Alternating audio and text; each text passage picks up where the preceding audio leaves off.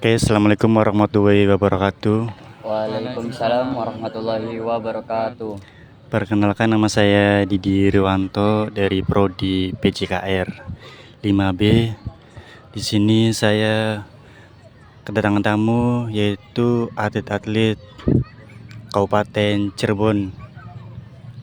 Ya, mau mewawancarai mengenai atletik di Kabupaten Cirebon. Sebelumnya lanjut pertanyaan, yaitu kita berbincang-bincang perkenalan dulu bareng atlet-atlet kesayangan Cirebon. Itu yang pertama, Mas.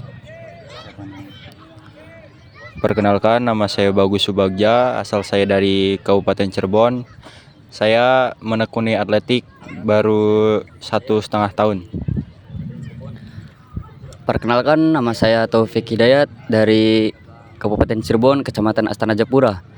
Saya menekuni atletik di cabang atletik itu nomor 100 dan 200. Kenalkan, nama saya Sandi Padliana, asal Kabupaten Cirebon, menekuni atletik baru 1 tahun. Perkenalkan, nama saya Aldi Susanto. Saya dari atlet Kabupaten Cirebon, menekuni atletik ini baru mulai 1 tahun. Terima kasih udah meluangkan waktunya buat acara hari ini. Yaitu yang pertama ada pertanyaan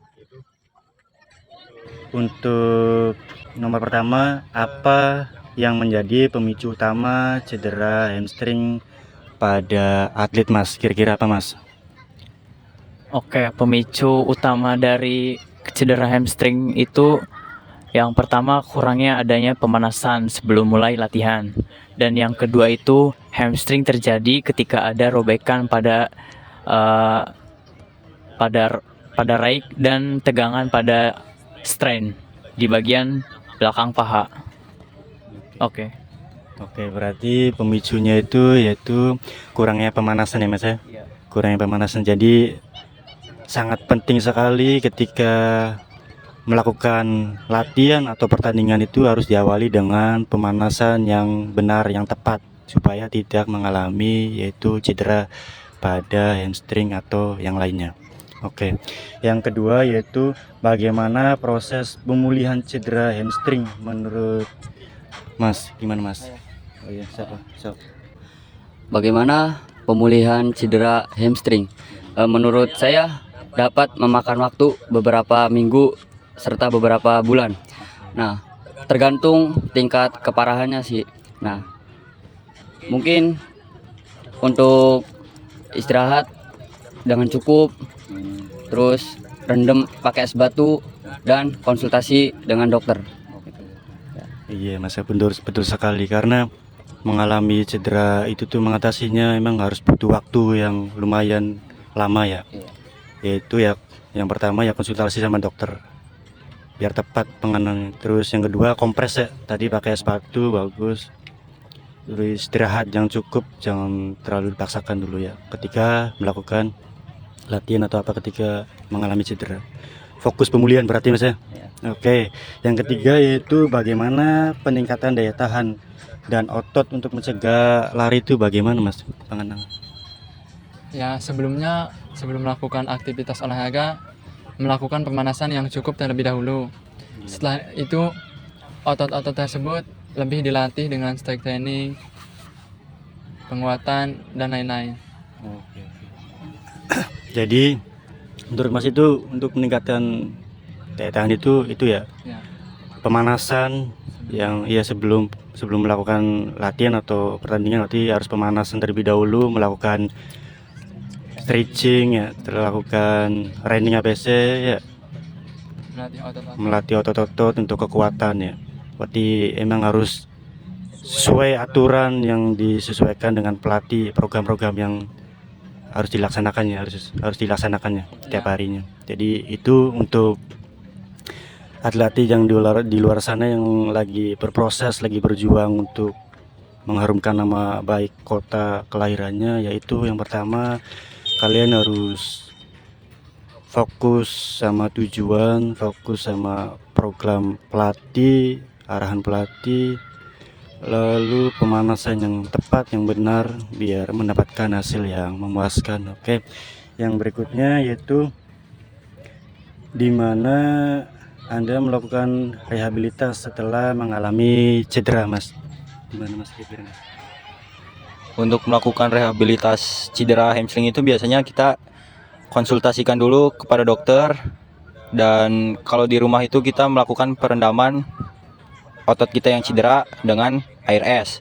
Kalau belum mereda juga, kita bisa juga pergi ke tukang urut atau untuk pemijatan otot kita yang cedera. Itu juga bisa dilakukan. Jadi untuk Jadi untuk melakukan rehabilitas itu seperti itu ya Mas ya. Kira-kira dia harus konsultasi dulu tetap sama dokter ya, biar nggak salah. Terus ya istirahat. Lalu bisa juga dengan tradisional urut ya, dengan urut ke para ahlinya.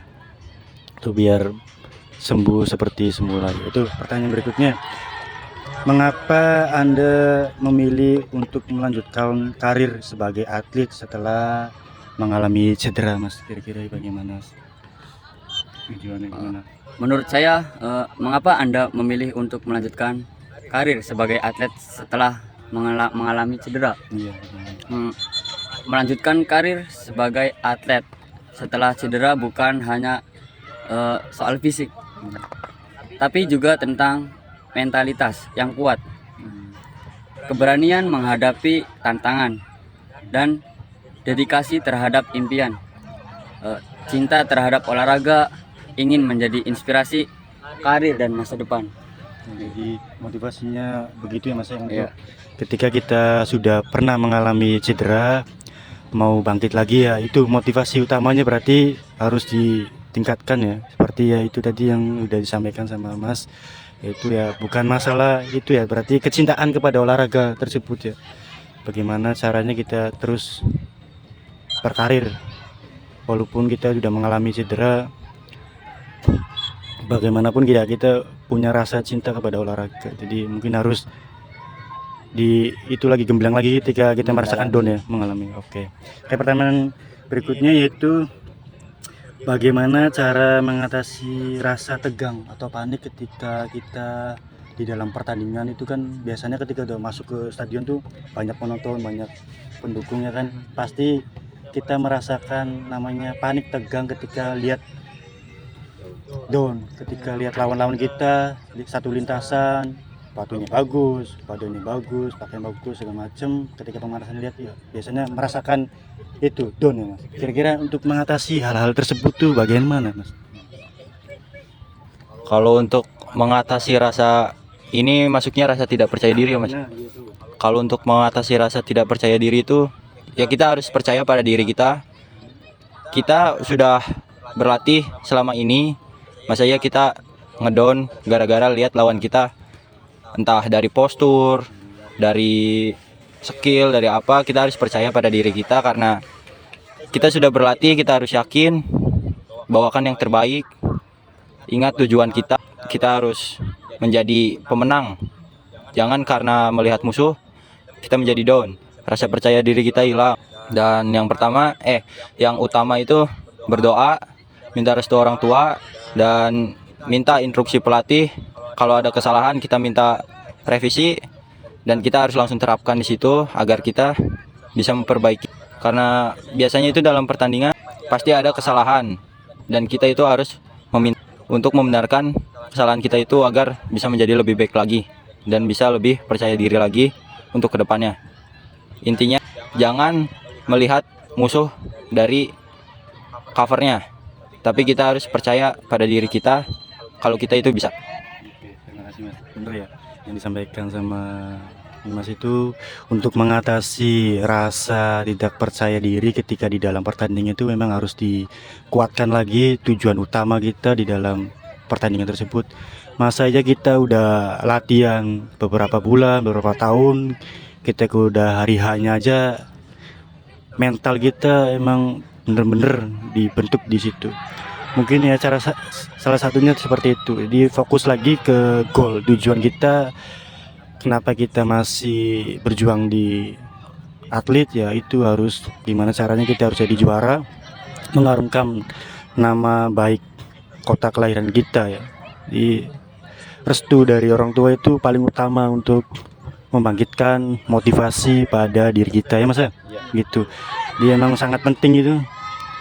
Orang tua itu sangat penting, doa dari orang tua kita, dari pelatih-pelatih kita, evaluasi juga sangat penting dari coach biar untuk mengevaluasi kesalahan atau kegagalan yang pernah kita alami. Penting harus konsultasi sama orang-orang yang lebih senior atau yang sudah berpengalaman biar kita mendapatkan hasil yang memang maksimal. Itu ya. Kira-kira satu lagi Mas, motivasi untuk calon-calon atlet yang mau berprestasi di ajang internasional atau nasional, bagaimana caranya supaya terus tetap semangat, terus tetap meraih prestasi untuk kebanggaan kota kelahirannya. Kira-kira motivasinya bagaimana Mas dari sini Mas?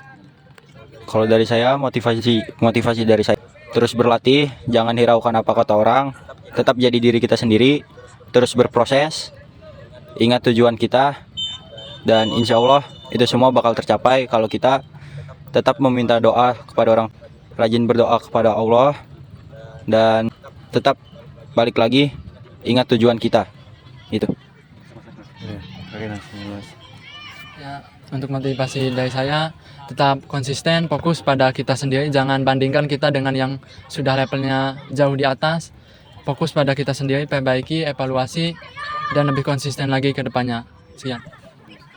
Untuk motivasi dari saya untuk para atlet-atlet bakal atlet baru di dalam atletik ini, motivasi saya itu kegagalan dari awal itu merupakan kunci pertama kesuksesan atau keberhasilan, karena tanpa kegagalan kalian tidak akan yang namanya mengenal keberhasilan tersebut.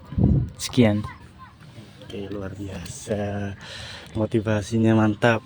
Kayak itu dapat disimpulkan yaitu dari teman-teman kita, atlet kita, motivasinya itu sangat luar biasa ya.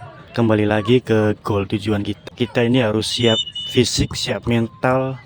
Ketika kita pengen juara, pengen berkembang jauh lebih baik ya kita harus patuhi pelatih, program harus diselesaikan, teknik-tekniknya harus dievaluasi, harus diperbaiki, dipelajari lebih dalam.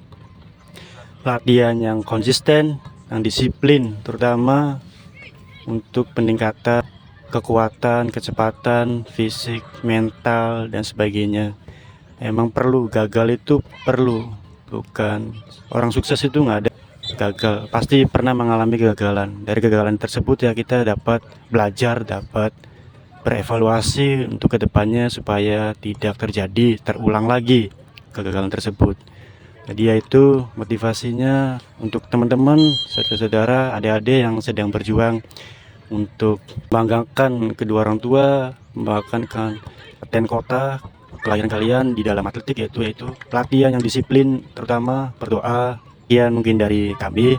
Mohon maaf apabila ada perkataan yang kurang berkenan di hati atau kesalahan. Billahi taufiq wal hidayah. Assalamualaikum warahmatullahi wabarakatuh. Waalaikumsalam warahmatullahi wabarakatuh.